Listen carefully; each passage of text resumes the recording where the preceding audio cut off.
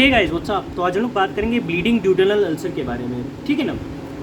तो जैसा कि तुमने पढ़ा था, मैंने पढ़ाया था पेप्टिक अल्सर के केसेस में, जब पढ़ा रहा था पेप्टिक अल्सर कि एंटीरियरली लोकेटेड अल्सर जो है परफोरेट करते हैं, पोस्टीरियरली लोकेटेड अल्सर जो है ड्यूडेनल आर्टरी के कारण से, गैस्ट्रोड्यूडेनल आर्टरी के कारण से ब्लीड करते हैं, ठीक है ना, पोस्टीरियरली लोकेटेड अल्सर, राइट। तो बेसिकली इंट्रोडक्शन क्या है, वही चीज़ है, समझो कि duodenal ulcer accounts for 33% of all upper GI bleed. जो ड्यूडेनल अल्सर होते हैं वो अकाउंट करते हैं 33% of the upper GI bleed, duodenal ulcer.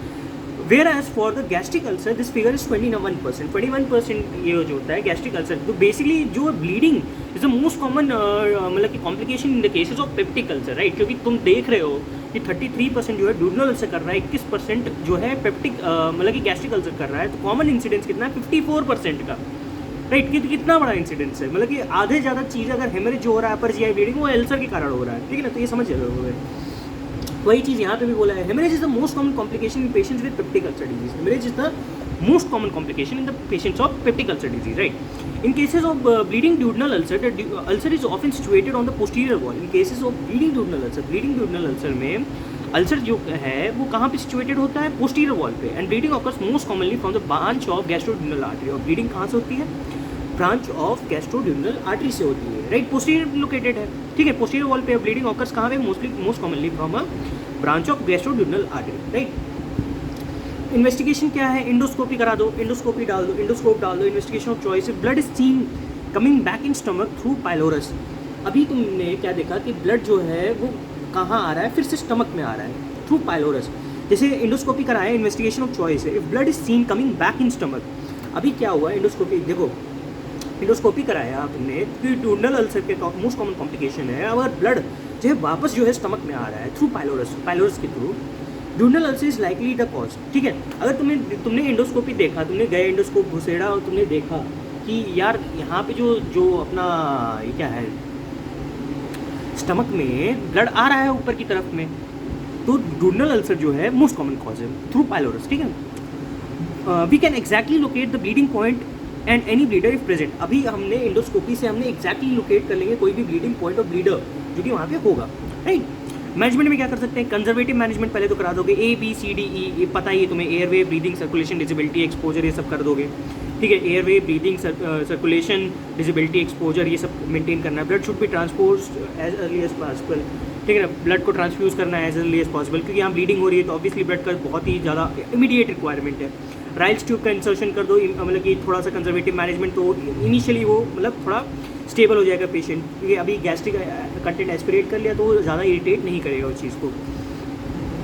Definitive management में क्या कर सकते हो, एंडोस्कोपिक थेरेपी कर सकते हो, treatment ministered through the endoscope. Endoscope के ही थ्रू तुमने, इंडोस्कोप से डायग्नोस्टिक प्लस थेरेप्यूटिक हो गया ये एक तरीके से, ठीक है। इंडोस्कोप के थ्रू ही तुमने ट्रीटमेंट एडमिनिस्टर कर दी। स्क्लेरोथेरेपी कर सकते हो, स्क्लेरोथेरेपी में एपिनेफ्रिन पोटेंट वेजोकॉन्स्ट्रिक्टर है, वो क्या करता है, एपिनेफ्रिन अगर तुमने दे दिया बंदे को, वेजोकॉन्स्ट्रिक्शन करा देगा, ब्लीडिंग स्टॉप करा देगा। और पोलिडोकोनॉल दे सकते हो, स्क्लेरोजिंग एजेंट, ये एक तरीके का दे सकते हो। इलेक्ट्रोकोगुलेशन कर सकते हो, मोनोपोलर कॉटरी लगा के, मोनोपोलर तुमने कॉटरी दे दी तो इससे क्या होगा, इलेक्ट्रोकोगुलेशन हो जाएगा। Nd:YAG लेजर दे सकते हो, हीटर प्रोब दे सकते हो, क्लिप्स दे सकते हो, ये सब चीज़ें करा सकते हो। इलेक्ट्रोकोगुलेशन कर सकते हो, मोनोपोलर कॉटरी लगा के, Nd:YAG लेजर दे सकते हो, हीटर प्रोब दे सकते हो, क्लिप्स दे सकते हो, राइट। तुमने क्या क्या किया, इंडोस्कोपिक थेरेपी कर दिया, स्क्लेरोथेरेपी कर दिया, इलेक्ट्रोकोगुलेशन कर दिया मोनोपोलर कॉटरी से, और Nd:YAG लेजर दे दिया, और क्या किया, और तुम्हारा हीटर प्रोब दे दिया और क्लिप्स लगा दिए उसमें, ठीक। इसके अलावा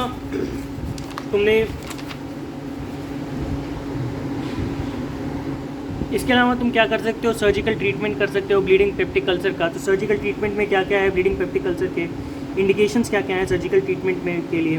failure of endoscopic haemostasis, endoscope तुमने डाला, हेमोस्टेसिस कराने की कोशिश की लेकिन नहीं हुआ, रिकरेंट हेमेटोमेसिस होने लगा फिर से उस बंदे को।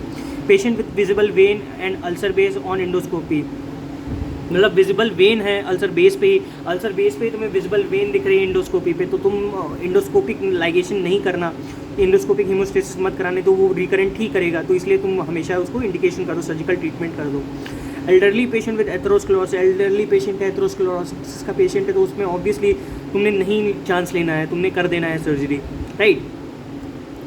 और इसके अलावा तुम क्या है, patient who requires more than 6 units of blood transfusion, जिसको more than 6 units of blood transfusion required है तो उनमें अभी तुम सर्जरी कर दो, ठीक है ना। और सर्जिकल प्रोसीजर क्या है? After laparotomy first step is pyloroplasty incision in duodenal ulcer. Lap ले लो, लैप के थ्रू जाओ, पाइलोरोप्लास्टी इंसिजन दे दो in duodenal ulcer, then further treatment depends on location. Pyloroplasty incision ले लो, ट्रांसवर्स इंसिजन होता है, ठीक है ना, ट्रांसवर्स इंसिजन पाइलोरस में ले लो, और उसके बाद का जो ट्रीटमेंट होगा वो लोकेशन के ऊपर डिपेंड होगा।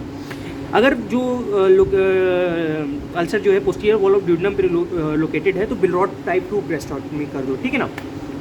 उसमें क्या करते हैं, बेसिकली गैस्ट्रोजिनोस्टमी करते हैं, राइट, पता ही होगा, मैं गैस्ट्रोटमी पढ़ा चुका हूँ। If duodenal ulcer located on the interior, अगर ड्यूडनल अल्सर जो है इंटीरियर वॉल पे लोकेटेड है, तो क्या होगा, bleeding vessel suture is ligated, ठीक है, ब्लीडिंग वेसल सूचर लाइगेट करोगे, ब्लीडिंग वेसल को सूचर और लाइगेट कर दोगे, pyloroplasty incision is then close and truncal vagotomy is done. Bleeding vessels को तुमने सूचर लाइगेशन कर दिया, पायलोप्लास्टिक या भी इंसिजन को क्लोज करोगे और ट्रंकल वेकोटमी कर दोगे ताकि वो फर्दर इरिटेशन ना हो, राइट। अब नेक्स्ट हम लोग